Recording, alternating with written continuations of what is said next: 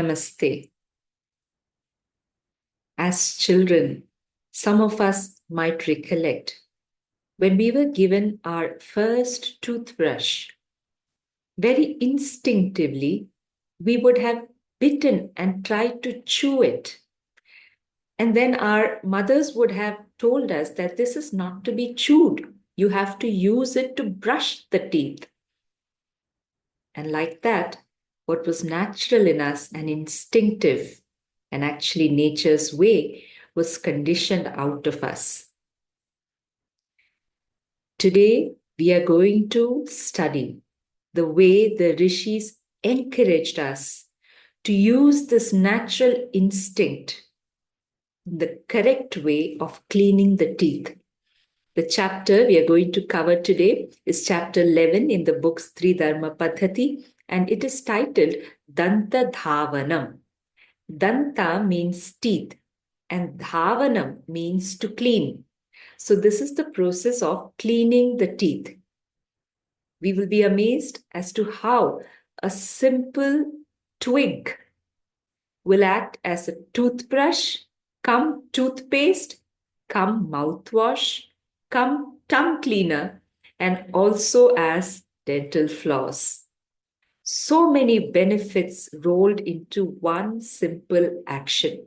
That is the divine knowledge of the Shastras. There are 6 verses in this chapter in the book. We will cover all these verses and try to understand why Danta Dhavanam is the prescribed method for oral hygiene and prevention of dental problems. Let's look at the first verse. Atha Dantadhavanam Tatratrihi Mukhe Paryushite Nityam Bhavantya Prayata Naraha Tadadra Kashtam Shushkam Va Bhakshayet Dantadhavanam. Now, brushing the teeth. Atri says that if the mouth remains stale, a man always remains unprepared for rituals or any important action. Hence, one must use, that is, bite on a dry or damp twig to clean the teeth. This is called Dantadhavanam. Now we will look at some of the basic things involved in this process. Ashtanga Hridaya says that one should clean the teeth early in the morning as well as immediately after having food without causing pain or injury to the gums. So we have to be careful while using the twig to brush the teeth. The most popular twigs that we see and which is generally recommended is that of neem. Neem has a natural bitter taste, which is very good for us for various medicinal purposes. But if neem is difficult, there are many other alternatives. One of that is babool. So we will look at these examples. When it comes to what sort of twig is to be taken, ideally we should pluck the twig from the tree each morning before using it. And the twig that we use from the tree should be damp and slightly tender if possible. In any case, it should not be a twig that has dried while on the tree, because then its medicinal properties will not be there. So use a twig. You can remove it from the tree when it is still somewhat tender and moist. After it is removed, it can be kept for a number of days, and then if it becomes slightly dry also, it's okay, its properties will be intact. Regarding the dimensions of the twig to be used, the preferred circumference, they say, is of the circumference of the tip of one's little finger. So you can see these sticks are about that circumference. So this is the correct diameter of the twig. Now regarding the length, generally, the standard length prescribed is 12 angulas. What is 1 angula? 1 angula is the breadth of one's thumb. So 12 times this size is a unit of measurement called thala. 1 thala is generally the length of one's face. So use that twig, which is generally the length of one's face. This one is slightly more than that. Certain texts actually specify the length of the twig based on the varna again. So for the Brahmana Varna, they say 12 angula is ideal. For the Vaishya Varna, for the Kshatriya Varna, reduced further by 2 angulas, that is around 10 angulas. For the Vaishya Varna, again reduced by 2 angulas, so that is around 8 angulas. And finally, for women and the Shudra Varna, a shorter stick of about 6 angulas is enough. If you have listened to the earlier talks on the science of Varna, then we will begin to understand how Varna corresponds to vibration. Among the 4 Varnas, Brahmana has the highest frequency of vibration, and that keeps reducing. And the lowest frequency of vibration is of the Shudra Varna and women of the menstrual age. Now, if we hold a stick at its very end and then we use it, we will notice that the vibrations are more, isn't it? A vibration is the oscillation, to and fro oscillation. So that oscillation is highest when the twig is held at the end and it is the longest. As the finger goes closer and closer to it, the vibrations reduce because of the weight of the hands.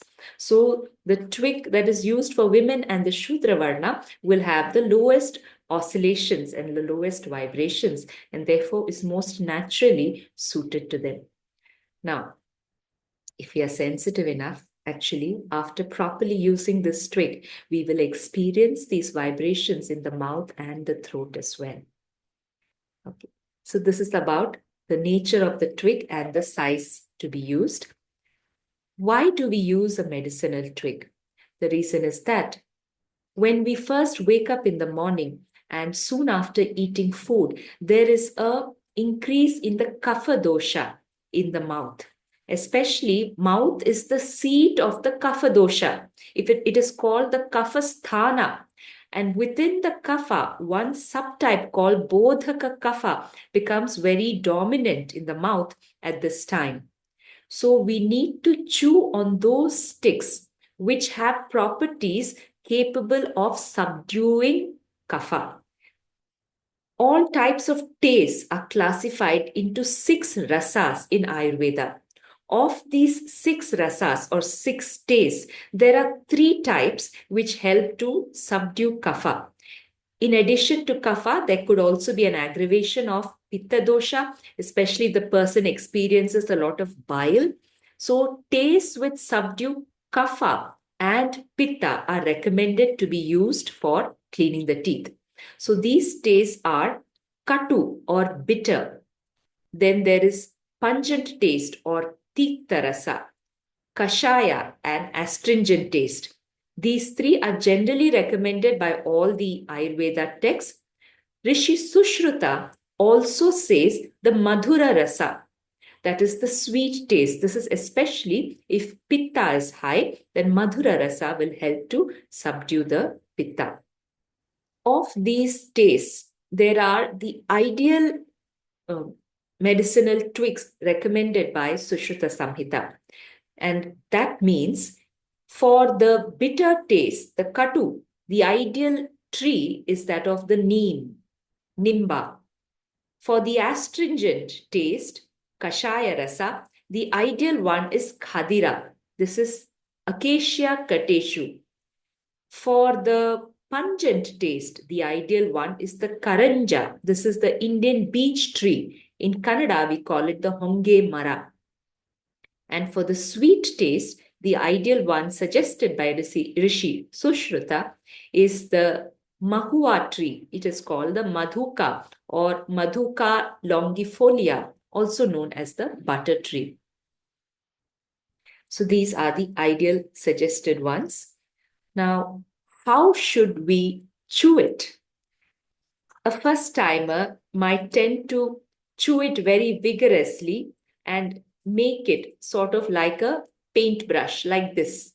So if it is like this, then the bristles can be quite pointy and might unknowingly hurt the gums. So the correct way of chewing it should make it slightly rounded, and the tips, the bristles, should become very soft. Actually, if it is chewed properly, this is softer than the commercially available soft bristle toothbrushes. So the correct way of chewing is you keep it in the sides of the teeth, the side tooth, which are capable of grinding it, and bite only the tip. So if this is the twig, bite just this tip, not the length of it. When you bite the length of it, that is when it becomes flattened and like this. But if you bite only the tip for a long time, you keep chewing on it, keep it on both sides, then it becomes a very soft and rounded end like this. And this is the way in which it has to be used. As we chew, we will see that the jaws are exercised very well. Sometimes when people sleep, they have a tendency of biting the jaw, or they may experience frequent conditions of locked jaws. So early in the morning, when we chew on this, keeping it on both sides, the jaws get massaged and they loosen up and they become more flexible. The second immediate thing we will notice is that it increases the salivary secretion. The saliva itself has so many good properties.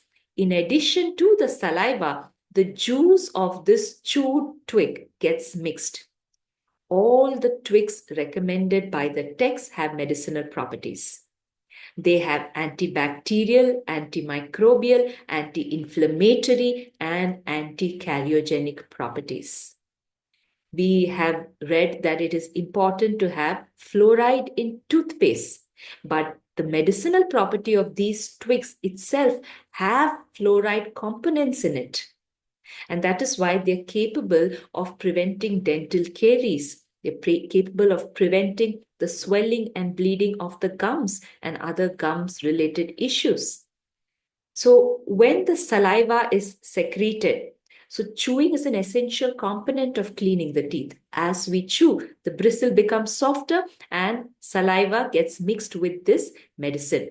It is perfectly all right to swallow it because many people take neem on an empty stomach as an immunity booster. That same benefit is obtained by swallowing these things. If one is not comfortable to swallow it too much, you can also spit out the excess salivary secretion. But this medicinal property is what addresses the issue of foul breath. In fact, the toothpaste advertised that you have a minty aftertaste that lasts for a very short time because it is a superficial masking of the odor. Whereas with these twigs, because of the antibacterial property, they kill the germs that cause the bad breath. So one of the immediate things that first-time users will experience is the freshness of breath, which lasts well into the day. So this is one of the beautiful things we can immediately know. The second thing is because it regulates the kapha dosha. If there is excess accumulation of the phlegm, sometimes one may mildly gag, but that is to remove the phlegm. So the voice clears up much more naturally by this process. Once it has been made into bristles like this, which will feel very soft, it will feel very gentle on the teeth and the gums. Okay, so using this, the lower set of teeth must first be clean, tooth by tooth, just as you would do while flossing. You can do that same action with the soft bristles. And if it is soft enough, if you have chewed correctly, it is soft enough to even gently massage the gums. So from bottom to up, we clean the lower teeth and then the upper teeth one by one from top to bottom. Okay, so that is the action prescribed in the Ayurveda text. Now, some people in the villages also peel off the bark of the twig, especially if it is long enough. So that's why the standard of 12 angulas. So if it is long enough, you can peel the bark and we can use the bark itself as a tongue cleaner as well. So there is a demonstration video in the description of this talk. You can refer that. So there we see a a person from one of the villages in Bharat who's using the neem twig, properly chewing it, and also using the bark as the natural tongue cleaner. So that can be done. If that is not preferable, then the other tongue cleaner. So tongue cleaning was mentioned as jihva lekhana. So for this purpose, wires which are curved and does not have sharp ends, made of metals like copper, silver, and even gold, is mentioned in the Ayurveda text. So jihva lekhana should also be done after Dantadha. So this is the basic process of using this twig to clean the mouth. Now let's look at the next verse.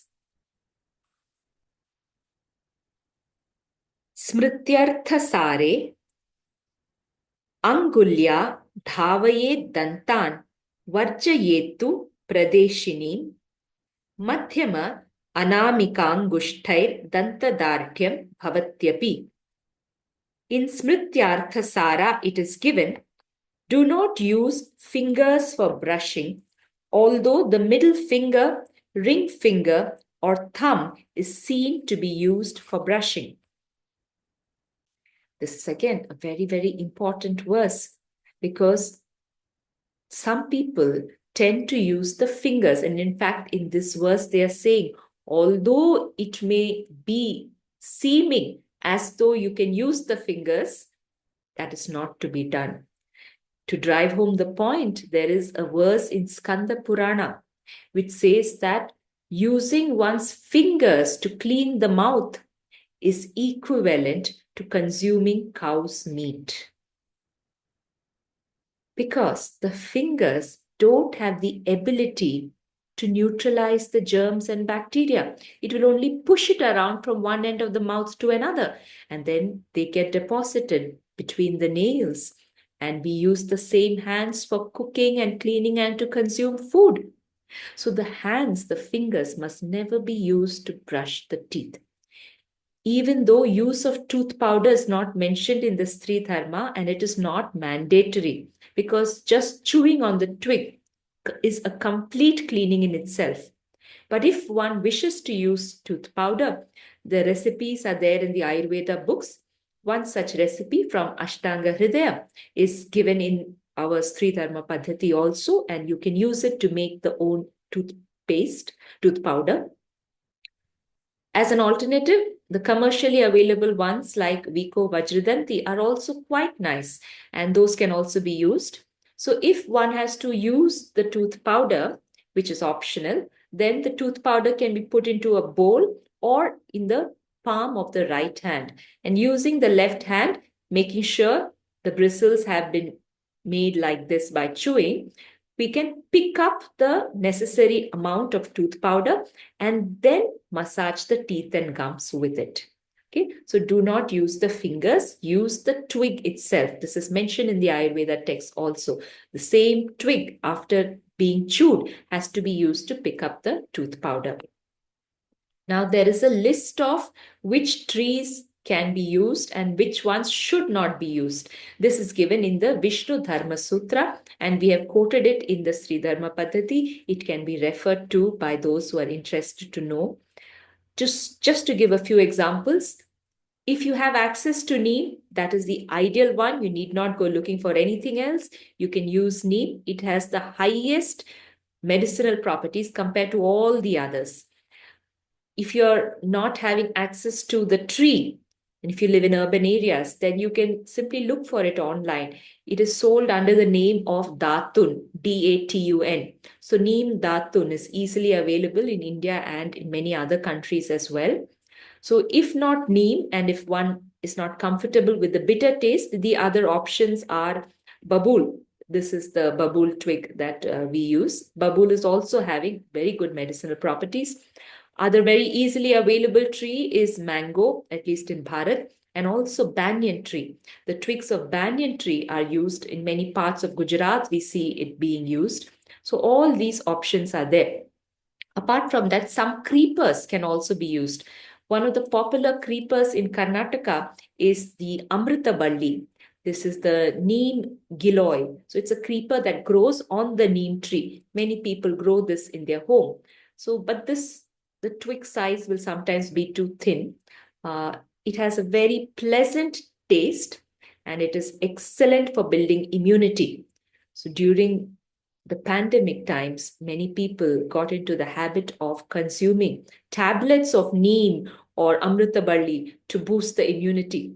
Instead, every morning, if we brush our teeth and clean the mouth using this, that natural immunity building is accomplished. So amritaballi can also be used. We can happily chew on it. The only problem is that it is too soft. As a result, we cannot form proper bristles like we can with the other tree twigs. Whenever creepers are used, that is a problem because it's too soft. But otherwise, it is very pleasant to chew on this. And there's also the medicinal benefits. The other easily available tree, we see it in many places, is the honge tree. So that also can be used. That has a pungent taste. Now, one thing the Shastras mention is make sure the tree is in a sacred place. So if we are having control over which tree to pluck from, then don't pluck from trees which are in unclean places or in a graveyard, for example. So it can be in a neutral place like a farmland or in a sacred place like in the premises of one's temple or home. So these are some of the fundamental rules. Do not use the finger for cleaning. Now, there are some cases where it is not to be used. These are mentioned in the Ayurveda text in terms of having certain dental problems. For example, if you have mouth ulcers or you're having some other serious tooth issue, then don't start using it at that time. Get that problem resolved and then use this. If we are not sure whether you have a health condition that permits you to shift to this method or not, then it is best to consult with an Ayurvedic physician. And they may also suggest a particular twig which is suitable for your problem. And then you can start this process. For all others who have no others very prominent health issues, we can easily start with neem or any of the other mentioned twigs. So where is it not to be used? Let's look at the third, fourth, and fifth verse of the Shastras. We will read them all together and then we will understand it better. Varjaya divasanaha Vishnuhu Shraddhe Janmadine Chaiva Vivahe Ajirna Doshatah Vrate Chauvopavase Cha Varjaye Dantadhavana Miti. Vishnu states the days when it should be avoided. Avoid Dantadhavanam on the days of Shraddha, birthdays, marriages, when one is suffering from indigestion, during Vrata and Upavasa. Anena Vachanena Upavase Purushanamiva Dantadhavana Nishedhe Prapte Strinam Visheshamaha Manuhu Pushpa Lankara Vastrani Tatha Dhupanulepanam Upavase na dushyanti Dantadhavana Manjanam. By this statement, Manu makes a special mention of women who are also forbidden like men to perform Dantadhavana while fasting. However, they can wear flowers, adorn themselves, wear good clothes, use fragrance and anoint themselves. Dantadhavanam and wearing anjana or collyrium during upavasa does not incur dosha for women. Proshita bhartrakanam visheshamaha Vishnuhu shraddhe yagne cha niyame nadyat proshita bhartraka nadyat dantadhavanam na kuryat dityarthaha. Vishnu states the rules for those women whose husbands are abroad. On the days of Shraddha, Yajna, and Vrata, a woman should not eat if her husband is not at home. This implies that she should not do Dantadhavanam as well.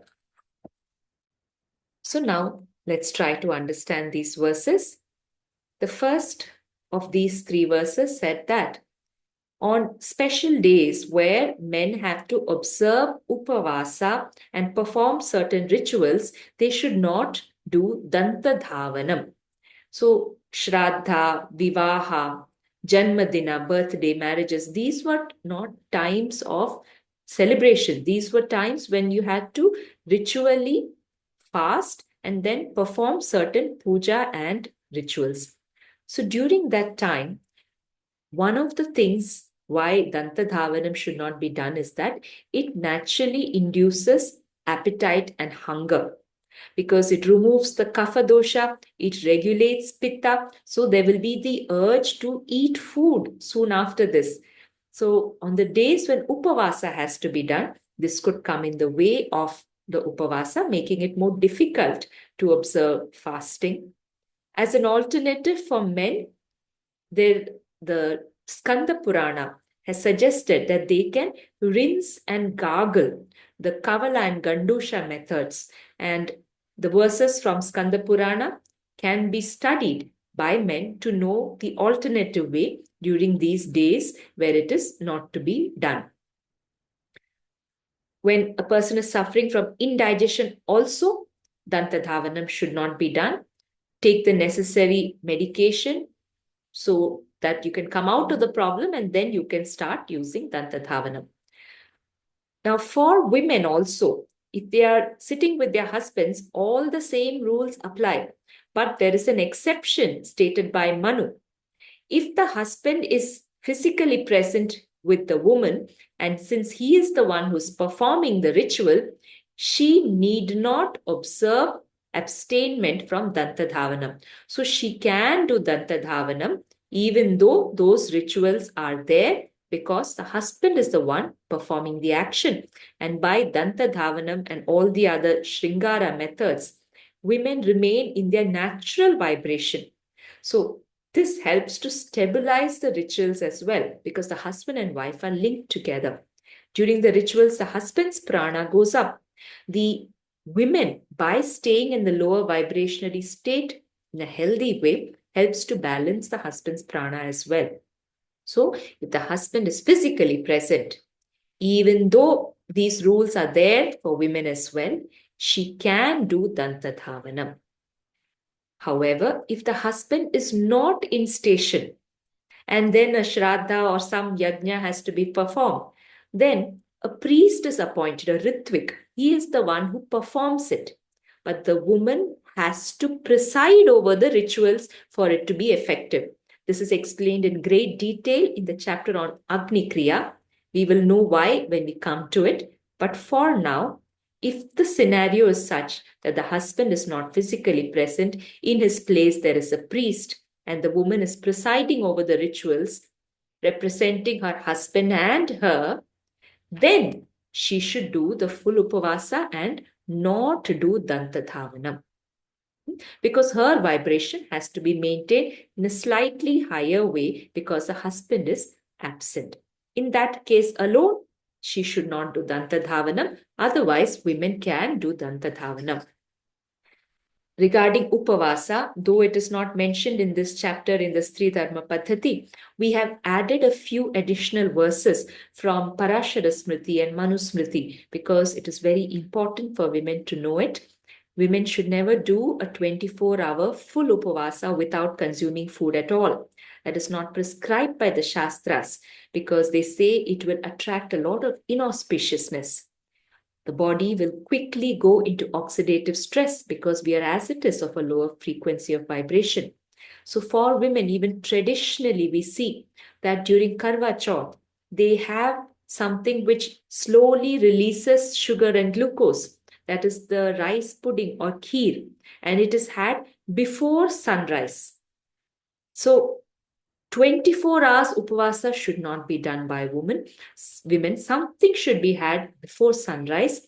If not, the Shastras permit women to have fruits even on days of upavasa. So all fruits can be consumed. Milk can also be had. Don't club them because milk and fruits cause indigestion. So don't club them together. wait for the fruit to digest, and much after the milk must be consumed, or vice versa. Certain roots like sweet potato can also be had, and Shastras have said so. Why these rules are there for Upavasa? There are deeper reasons that is given in the book, because it is not for everyone, any casual visitor to understand. Some sort of an adhyatmic ichha should be there in the person to understand the deeper spiritual aspects. Those are explained in the book and can be read. So this concludes the chapter on Dantadha. One of the interesting things that the Ayurveda texts say, in addition to it preventing foul odor in the mouth, reducing the sensitivity of the teeth and gums, preventing dental caries, in addition to all that, there is one more subtle benefit of this. It causes a cheerfulness of the mind. So our mental state somehow becomes happier after cleaning the mouth with the twig. One reason is that whenever kapha dosha is dominant in the body, especially bodhaka kapha, the mind becomes dull and tends to feel depressed. So these twigs, with their medicinal properties, when they subdue this kapha, naturally there's a cheerfulness in the mind. And all this can be easily known through experience. As we fall into the habit of chewing on these medicinal twigs, we will really wonder why we have been chewing on plastic all these years. This knowledge is so sacred because it prevents and heals and treats and makes us feel joyful all at once with such a simple practice. That's why this is the knowledge of Devi herself. Many times we think worshipping Devi means doing some big ritual, chanting some heavy mantras and tantra and whatnot. But we must learn to see Devi even in these little things. The ability to heal, the ability to create joy from within, the ability to feel the mind at peace. All this is Devi. The action is her. The act is her. And as we do it, it is she who we experience within. What else is there but her? She is Shastramai, the very essence of Shastras. So even in a seemingly simple act like Dantadhavanam, we can experience her. Shri Matre Namaha.